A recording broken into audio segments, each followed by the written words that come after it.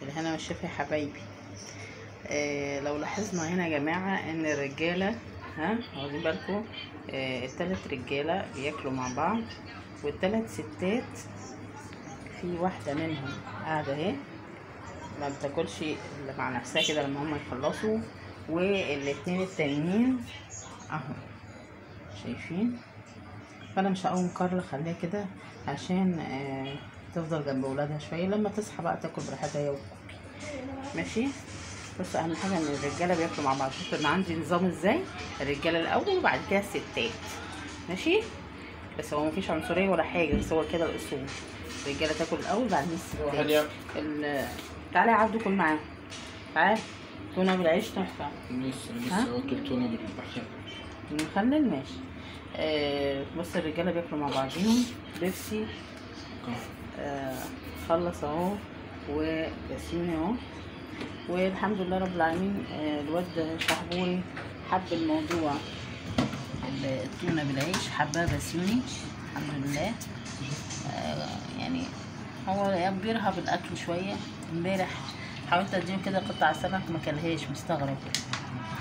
ماشي. فالنهارده لقيت الحمد لله كده حب، يعني لازم ينوع في الاكل.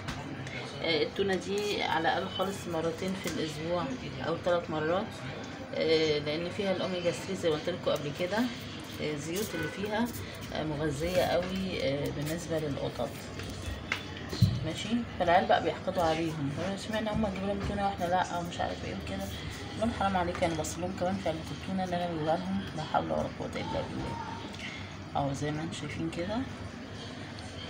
الحمد لله الحمد لله نتقبلها. مش سهل نتقبل اي اكل يعني. يلا انا مش شايفه يا بيضه، انا مش شايفه. يلا حبايبي اسيبكم واروح انا اعمل بقى الغدا لينا احنا، عشان ما بيقولوا اهم حاجه القطط اولا واحنا في الاخر. لهم دي كائنات ما بتنطقش، يعني ما بتقولش جعانين، بتبص كده. فبصتهم دي بتقتلني بصراحه، معناه ان انا مقصره. ببقى لسه حاطاهم الاكل وبص الاقيهم جايين جنبي وباصين لي. فبيقولوا لي يا ماما ايه مش كل القطط تبصيك تبقى جعانه، لا ممكن تكون ناس عايز تقعد جنبك، عايز تتونس بيكي، يعني مش كل ما تبص هتبقى جعانه. بس انا مش عارفه يبقى عندي عقده بقول يا لهوي، يعني هما ملزومين في رقبتي طالما بيبصوا يبقى جعانين بتاع.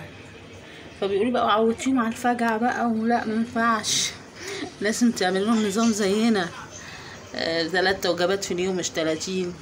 هما باصين للقطط الصراحه بصات فظيعه. يلا اسيبكم كده على خير يا حبايبي، وارجع لكم بقى بفيديو جديد يكون واتش حبر كده كبر حبتين. سلام عليكم.